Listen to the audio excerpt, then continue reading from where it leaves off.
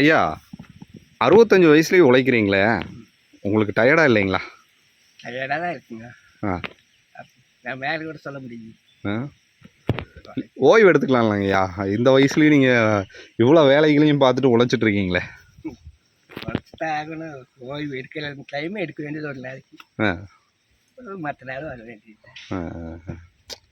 பாருங்கள் காய் விழுகுது பார்த்தீங்களா?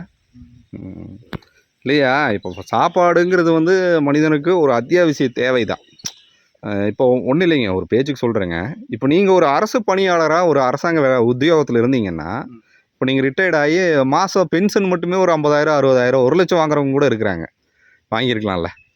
நம்ம கோயில் தான் தானே, அந்த தொழில் போலி அல்ல.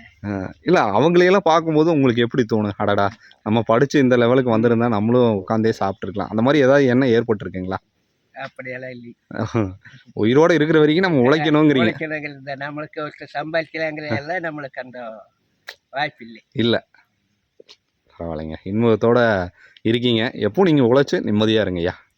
நன்றிங்கய்யா.